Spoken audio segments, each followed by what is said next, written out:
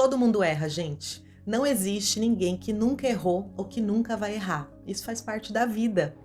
A gente vai errar sim, mas a gente pode aprender com os nossos erros. E mais importante, a gente pode aprender com os erros dos outros.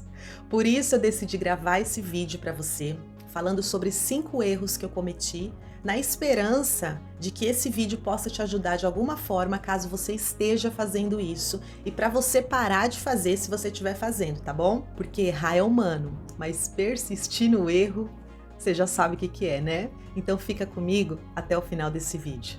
Combinado?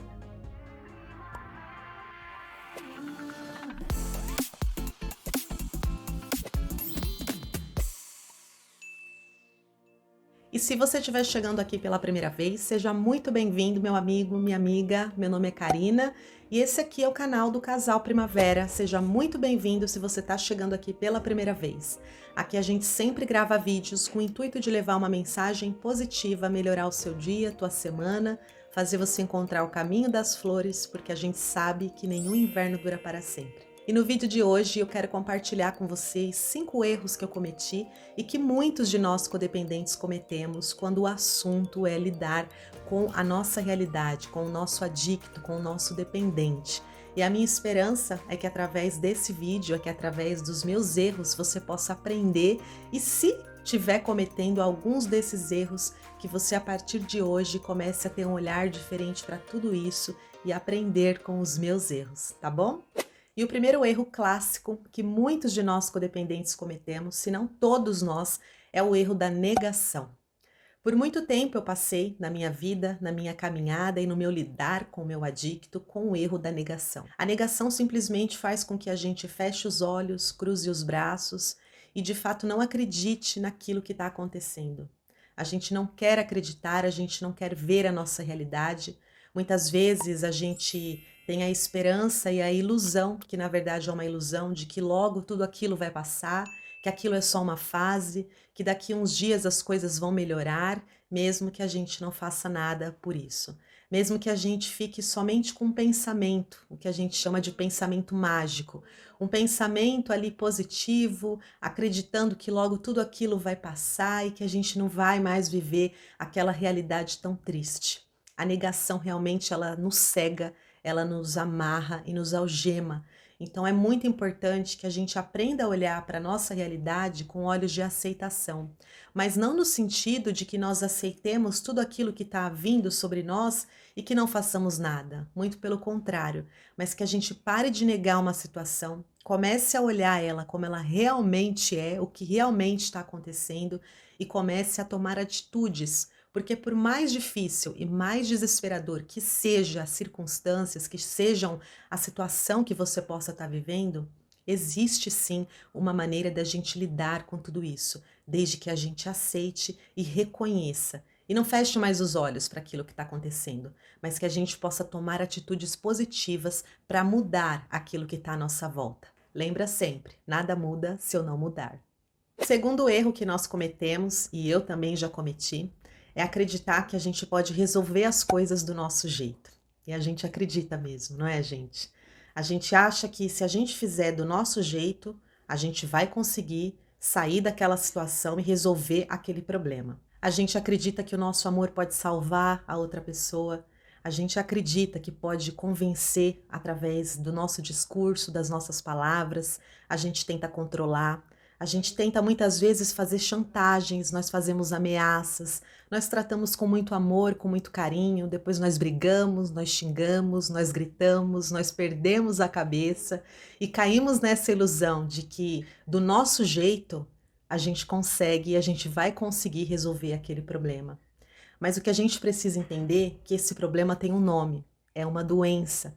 E para a gente lidar com uma doença, a gente precisa ter informação de como essa doença funciona, como essa doença age na vida do nosso familiar, porque a gente só vai conseguir lidar com todo esse problemão aí que a gente tem na mão se a gente tiver informação e conhecimento sobre o gigante que está na nossa frente. A gente bate tanto a cabeça, não é, gente? Tentando resolver do nosso jeito, fazer do jeito que a gente acredita, mas nem sempre o jeito que a gente está fazendo é um jeito que vai funcionar. Para isso a gente precisa ter essa humildade e perceber que se do jeito que nós estamos fazendo não está funcionando, a gente precisa mudar a estratégia.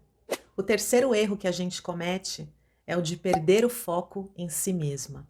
E é verdade, não é? Como é difícil a gente manter o foco em nós mesmas quando nós estamos tão obcecadas por uma outra pessoa ou por uma outra situação. O que acontece é que a gente fica tão obcecada por esse outro que a gente acaba adequando as nossas vidas e as nossas necessidades em função das demandas desse outro. E isso não é o certo, porque em primeiro lugar na vida de cada um de nós tem que ser nós. Em primeiro lugar na minha vida tem que ser eu. E depois eu tenho que pensar no outro. Eu preciso estar bem comigo para eu poder ajudar alguém, para eu poder cuidar de alguém. Se eu não estiver bem comigo mesma, não tem a menor chance, a menor possibilidade de eu olhar para esse outro. Então, muitas vezes é necessário que a gente faça esse desligamento com essa outra pessoa para que o foco de tudo isso se volte para nós mesmas. Porque nós precisamos estar bem, nós precisamos ficar bem, nós precisamos nos cuidar. E para isso, a gente tem que parar tudo que a gente está fazendo e olhar para nós. Você está olhando para você? Será que você está cometendo esse erro de tirar o foco de você mesma e olhar só o tamanho do problema que está à tua frente? Se você estiver fazendo isso, minha amiga, é hora de você parar um pouquinho e de você desviar o teu olhar e começar a olhar para dentro de você. O quarto erro que a gente comete, e eu cometi esse erro, e olha que eu demorei muito, viu? O quarto erro que a maioria de nós cometemos é demorar muito para pedir ajuda. O codependente, ele precisa reconhecer que quando ele não consegue mais dar conta do seu problema sozinho, que você está se sentindo sozinho e você percebeu que você não está mais conseguindo lidar com essa situação, o pior erro que você pode cometer, e um dos mais graves, eu diria, se não o mais grave, é não pedir ajuda. A gente precisa entender que para situações como essa, situações vivendo com um adicto, com um dependente químico ou alcoólico, a gente precisa de ajuda, porque sozinha a gente perde a força. Eu já falei isso em outros vídeos aqui. Sozinhas a gente não consegue. A gente precisa estar estruturada, a gente precisa de uma rede de apoio, de um grupo de apoio. A gente precisa estar do lado de pessoas que entendam a nossa dor, que vão nos ajudar, que vão nos orientar. Precisamos buscar informação, conhecimento, estar preparadas. E a gente só consegue fazer isso se a gente dá o primeiro passo. O primeiro passo admitindo que nós não conseguimos sozinhas, que nós somos impotentes e que nós, para conseguirmos lidar com toda essa situação, a gente vai precisar de ajuda. Porque sozinha, minha amiga, sozinha é muito difícil. E é por isso que eu estou aqui gravando esse vídeo para você, deixando essa mensagem para você não demorar tanto tempo quanto eu demorei para levantar a bandeirinha branca, para levantar a mãozinha e pedir ajuda. Peça ajuda, não fique sozinha. Você não precisa passar por isso sozinha. E o quinto erro que nós codependentes cometemos, grande parte de nós, é relaxar. Nós temos a tendência a relaxar quando as coisas dão uma melhoradinha. E eu não falo isso só para quem iniciou o seu processo de recuperação, para quem buscou ajuda, para quem tomou atitudes e iniciativas para resolverem o problema, para ajudarem o seu familiar. Eu falo isso até mesmo para quem ainda não iniciou o seu processo de recuperação, para quem não buscou ajuda, para quem ainda não tem uma rede de apoio. Às vezes a gente cai mais uma vez nessa ilusão de quando as coisas dão uma apaziguada, as coisas começam a dar uma melhorada, o nosso coração se enche de expectativas e, na verdade, isso acaba sendo frustrante para nós. Porque quando as coisas melhoram, quando as coisas dão uma amenizada, não é porque tudo acabou. Quando a gente lida com uma doença como a adicção, como a dependência química, como o alcoolismo e o transtorno da codependência, precisam de tratamento, precisam de uma rede de apoio, precisa ser tratada. Nós estamos falando de doenças e transtornos crônicos, progressivos e fatais. Então, mesmo que você tenha iniciado o seu processo de recuperação para ajudar o seu familiar e também se ajudar, quando as coisas começarem a melhorar, a calmaria começar a entrar aí dentro da tua casa, do teu lar, não relaxe, minha amiga. O nosso processo de recuperação, ele é uma estrada longa, ele é contínuo, ele é para sempre.